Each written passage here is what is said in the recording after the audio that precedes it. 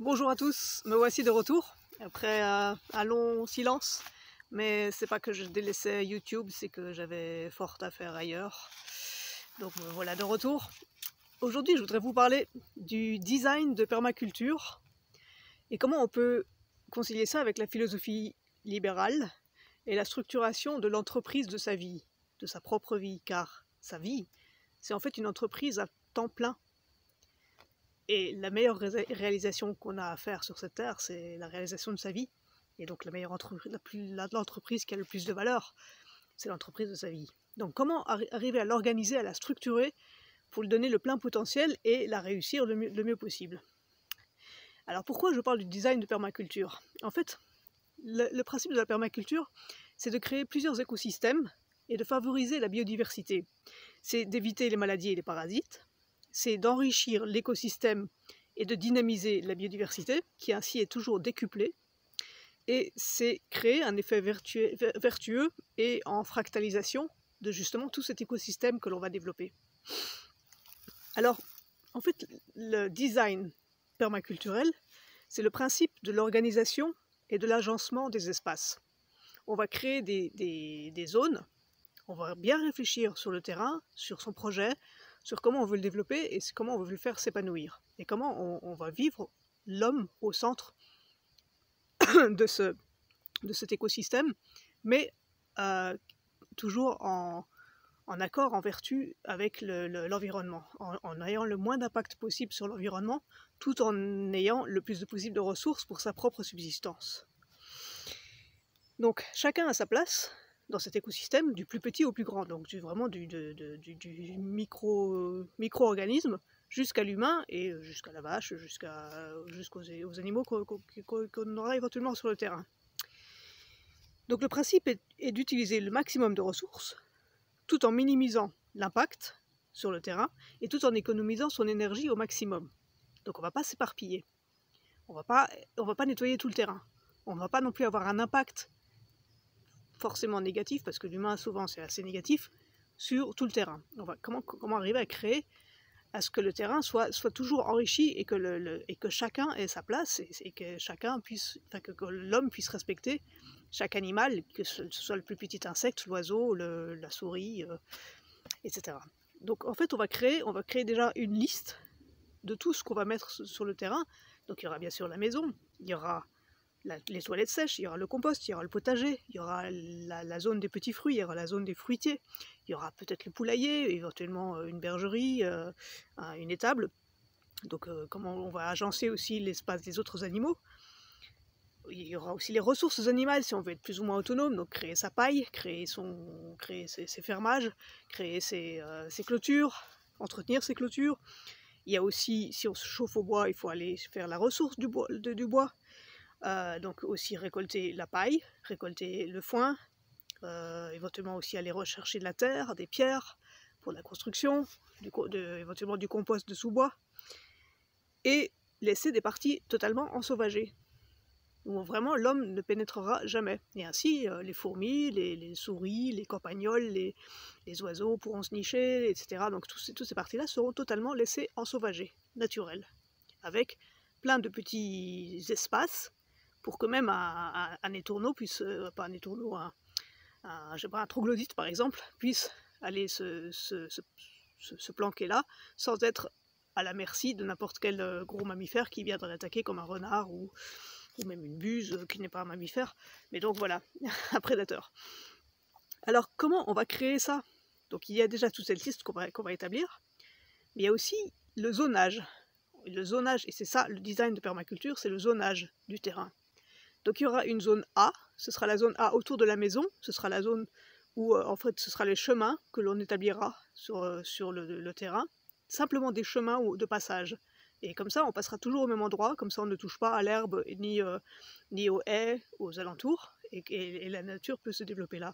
Donc et la zone A, c'est la zone où l'humain passe tous les jours, la zone vraiment du quotidien, autour de la maison. Il y a la zone B qui est secondaire, donc ce sera le potager, le compost, non pardon, le potager, les toilettes sèches, éventuellement le petit bois, etc. Éventuellement le compost, mais ensuite il y a la zone tertiaire, Donc la tertiaire, ce sera... donc dans la zone secondaire, il y a peut-être aussi le poulailler. On ne mettra pas le poulailler dans la zone A, qui est la zone humaine. Parce que l'humain qui passe partout dérange la poule, parce que la poule va déranger aussi l'humain. Donc la poule ne va pas dans le potager. Donc la zone B, elle sera peut-être pour le potager. La zone C, elle sera pour le poulailler. Il y aura la zone D pour les animaux plus grands, les vaches, etc. Et la zone E qui sera ensauvagée, qui restera, qui restera totalement ensauvagée. Et donc celle-là, on n'y pénètre pas, on ne la touche pas, on ne marche pas dessus, on ne va pas chercher tout ça. Et donc dans la zone D, il y a la recherche du bois. Le bois, il y a souvent, si on a par exemple 1 hectare, ou 3 hectares, ou 10 hectares, on ne va pas aller partout. Et il y a des zones qui sont du bois. Et donc ces zones-là, c'est pas la zone A, c'est pas la zone B, c'est la zone C ou la zone D. Donc voilà, organiser tout ça. Et en fait, on voit vraiment que on va pas mettre la même énergie dans la zone A, ni dans la zone B, ni dans la zone C, ni dans la zone D. Et on va pas non plus mettre le même contrôle. Et c'est là que c'est intéressant par rapport à la philosophie libérale. Alors, maintenant, j'approche l'entreprise de sa vie. Et pourquoi je parle du design de permaculture et de l'entreprise de sa vie? C'est parce qu'on va pouvoir voir qu'en fait, on peut créer une hiérarchie de priorités, une hiérarchie de rigueur, de structure, dans tous les aspects de sa vie. Alors, je m'explique. Donc, prendre en compte tous les aspects, toutes les facettes, tout le kaléidoscope de sa vie. Il y a soi-même, l'alimentation, la santé, l'hygiène, le sport, les vêtements, comment on s'habille, etc. Le confort de son corps. Vraiment le soin de son corps. Et aussi de l'image que l'on donne aux autres. Ensuite, il y a le soi-même psychologique. Le bien-être, être reposé, ne pas être stressé, trouver une paix intérieure, etc.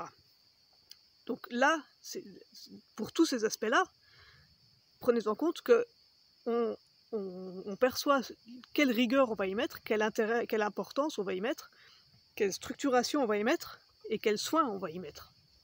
Donc, je disais donc soi-même physique, le soi-même psychologique. Il y a les horaires, comment on organise sa journée. On peut l'imaginer comme le design de permaculture. On sait en général quand on a les meilleures heures de concentration, quand on a les heures où on a besoin de se dépenser, quand on a les heures où on a besoin de se relaxer, quand peut-être on a besoin d'une sieste. On sait que vers 16 heures, par exemple, on a un coup de fatigue, donc on va se permettre de se prendre une sieste. Et si le matin, on sait qu'on est concentré entre 8h et 9h, entre 8h et 9h, on n'allume pas le téléphone portable, on se concentre sur les choses à faire soi-même.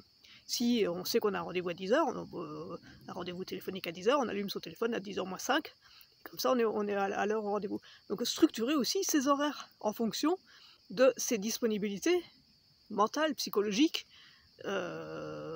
d'énergie.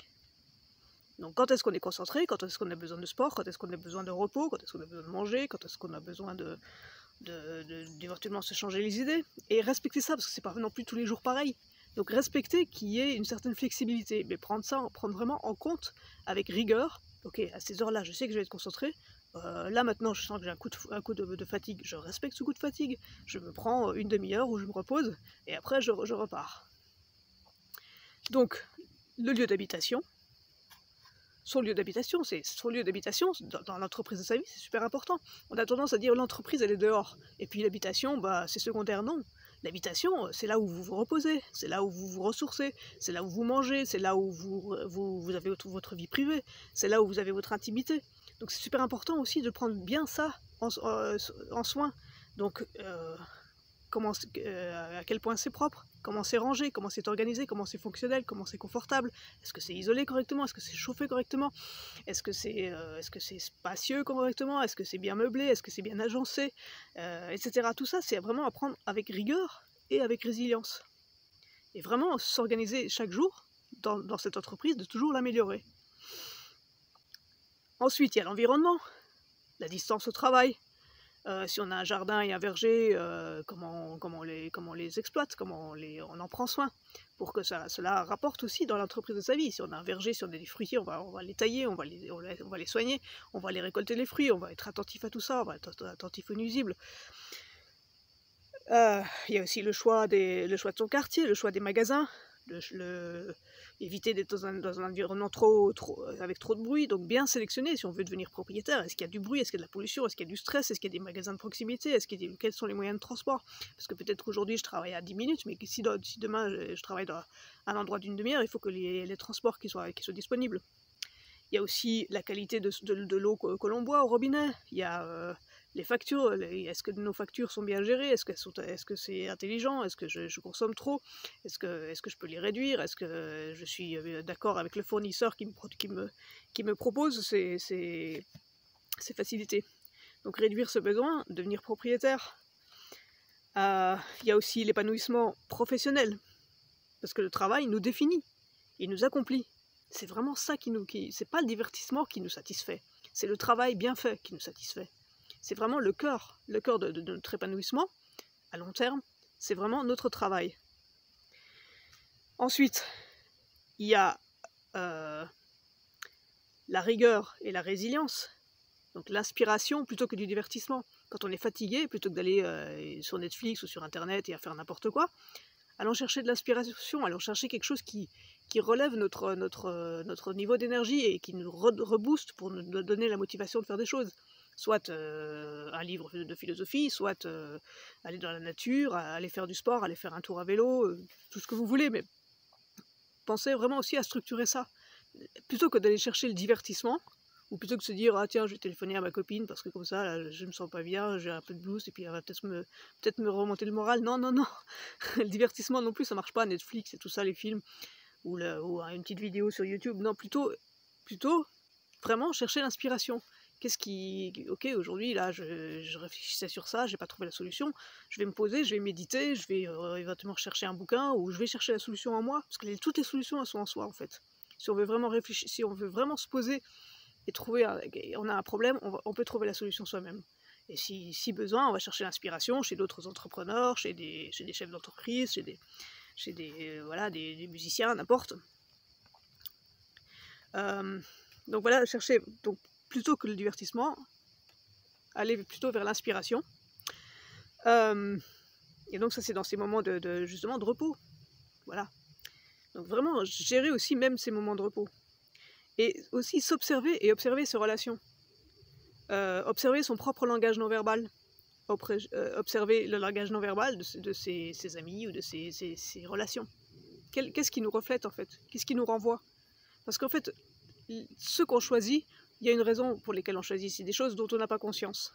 Donc prendre conscience de ça, mais pourquoi cette personne elle m'attire? Si elle marche comme ça, c'est bizarre. Est-ce que moi-même je marche comme ça? Par exemple. Il y a aussi les délais de réponse. Si vous envoyez un email, combien de temps après ils vous répondent? Avec quelle honnêteté? Avec quelle directitude? Quelle est leur rigueur dans leur propre vie? Quelle est leur authenticité dans leurs réponses? Et dans leur façon de vivre aussi. Vraiment, passer tout ça au peigne fin. Et est-ce que ces relations valent la peine dans ma vie ou est-ce que je les supprime? Je peux les supprimer du jour au lendemain, rien ne m'en empêche, quoi. Donc ne pas hésiter à faire ça, et donc s'observer et observer ses relations, et être aussi rigoureux pour tout ça. Et du coup, on va toujours plus vers le vertueux quand on fait cela, parce qu'on prend conscience de certaines choses que eux nous reflètent, et qui en fait sont aussi des facettes de notre personnalité, ou des facettes de choses que l'on laisse entrer dans sa vie, et qui ne devraient pas rentrer dans sa vie. Donc sélectionner rigoureusement ses relations amicales, ou de travail, ou enfin de clientèle, etc. Sélectionner rigoureusement, bien sûr, ses relations professionnelles. Et même si on se retrouve, par exemple, on est fonctionnaire, et puis on ne choisit pas ses collègues, et bien quand même, choisissez-les, quoi.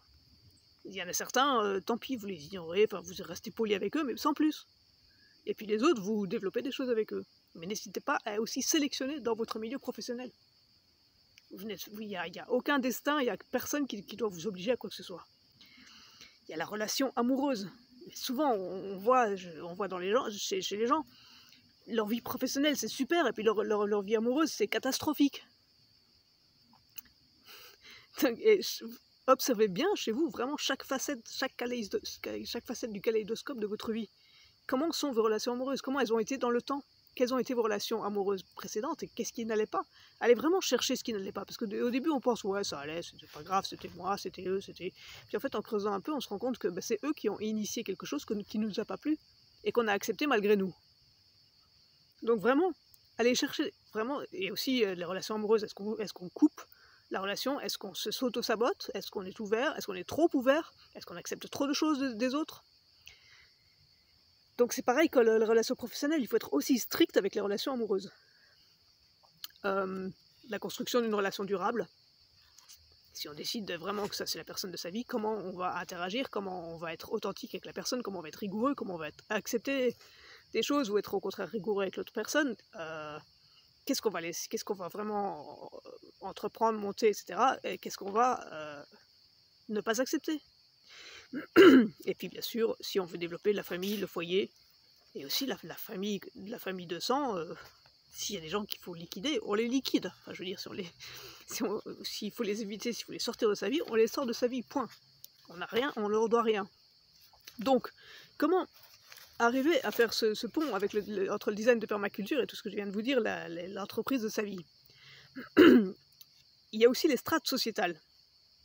On a toujours dans notre éducation, on a l'impression qu'il y a l'individu et puis il y a toute la société.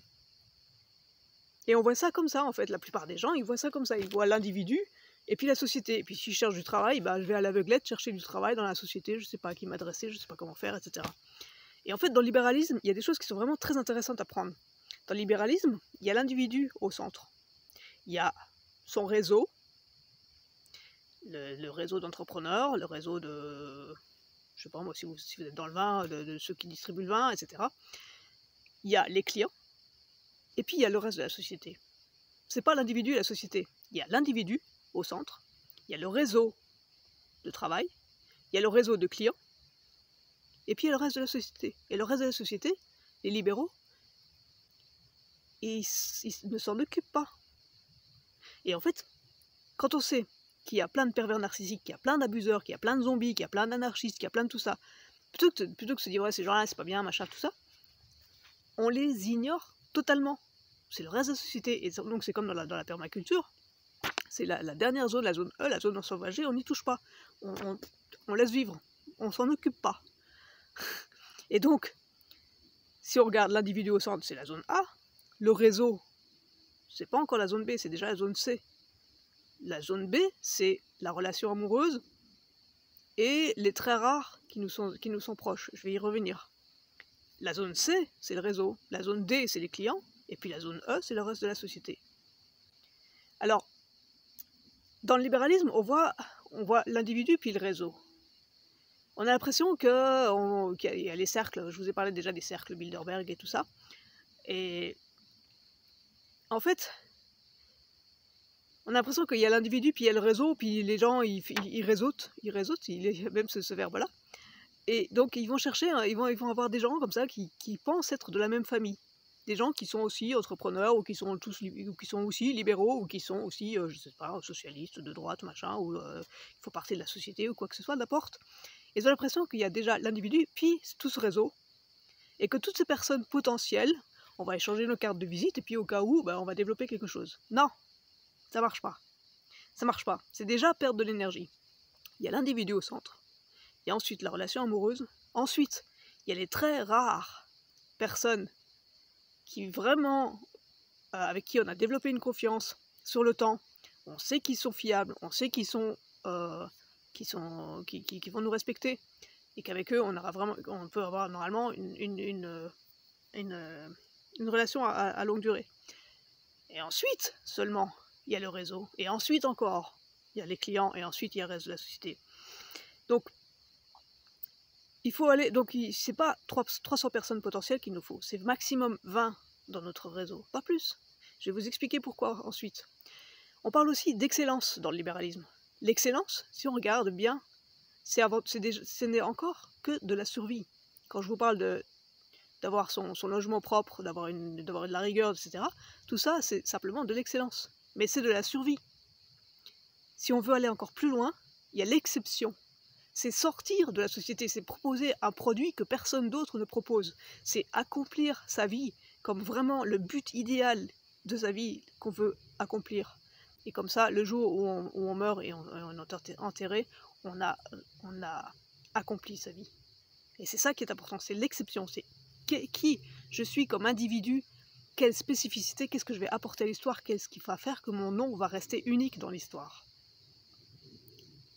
Donc, au-delà de l'excellence, cherchez l'exception. Et donc, c'est pas 300 personnes d'une famille, d'un réseau qu'il nous faut, c'est 20 personnes sélectionnées, mais vraiment au scalpel.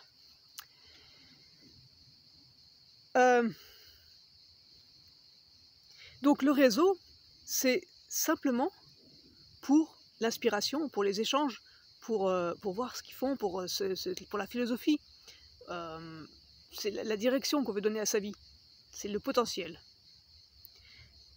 Mais en fait, ce qui est le plus intéressant pour viser l'exception, plutôt que d'être dans un réseau où on se dit, bon, peut-être je vais lui donner ma carte de visite, peut-être qu'un jour il va m'appeler, bonne chance, plutôt procéder comme suit.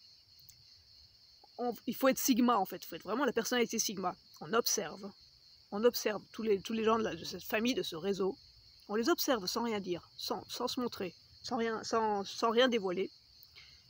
On repère ceux que l'on veut faire adhérer à notre projet. Ensuite, on ficelle son projet tout seul, en autonomie, en totale indépendance, en amont. Mais le projet, il doit être totalement ficelé. Ensuite seulement, on prend son téléphone, on téléphone à ces personnes que l'on a repérées et que l'on a encore analysées pendant de longues semaines, de longs mois, pendant qu'on ficelait son projet. Est-ce que c'est vraiment la personne qu'il faut, plutôt celle-là, etc. C'est celle-là que je vais appeler, c'est celle-là que je vais appeler. C'est celle-là qu'il me faut. C'est pas, oh, peut-être la carte de visite, machin, il va m'appeler. Non, non, c'est vous qui choisissez qui vous laissez rentrer dans votre projet. Et ensuite, ce projet, vous le finalisez. Vous le rendez totalement parfait. Vous le rendez comme un diamant. Il faut qu'il soit parfait de bout en bout. Il faut qu'il soit accompli. Sans la recherche de la validation de la famille, des clients, de machin. Non, tout ça, vous l'avez élaboré vous-même. C'est votre idéal et vous l'aboutissez. Et une fois qu'il est fini, votre projet, vous le sortez, vous le posez, vous le diffusez. Et vous n'avez pas besoin de la validation de qui que ce soit, parce que votre projet, il est totalement ficelé, accompli, avec les bonnes personnes, avec les meilleures personnes que vous pouviez trouver. Et voilà, c'est fait, c'est parfait, et donc les gens, ils vont vous l'acheter, votre produit. Donc il y a vraiment l'individu, la relation amoureuse, le cercle très proche, les relations durables, les gens en qui on a totale confiance sur de longues années, parce qu'ils ont fait leurs preuves, et ça peut changer du jour au lendemain aussi, toujours penser à ça. Les relations professionnelles sélectionnées pour des projets précis, comme je viens de le dire, pour l'exception, sachant que l'amitié n'existe pas. Que l'amitié, en fait, c'est une relation toxique, et c'est une relation qui n'est pas saine, c'est une relation qui est sans garantie. Parce que les amitiés, elles peuvent du jour au lendemain, et puis en plus, les amitiés, on se dit « ouais, t'es mon copain, alors tu vas faire ça ». Non, non, non, non. Relation professionnelle, relation stricte, relation rigoureuse. Ensuite, il y a les clients et les acheteurs. Ensuite, il y a un vivier potentiel, peut-être d'encore d'autres clients et d'acheteurs potentiels. Et ensuite, il y a tous les autres dont on ne s'occupe pas et sur lesquels on ne compte pas. Voilà pour la vidéo sur, désolé, elle était un peu longue, sur le design de permaculture, la philosophie libérale et la structuration de l'entreprise de sa propre vie. Si vous aimez le contenu de mes vidéos, n'hésitez pas à mettre des pouces bleus, à diffuser, à laisser des commentaires. Et je vous dis à la prochaine vidéo. Merci!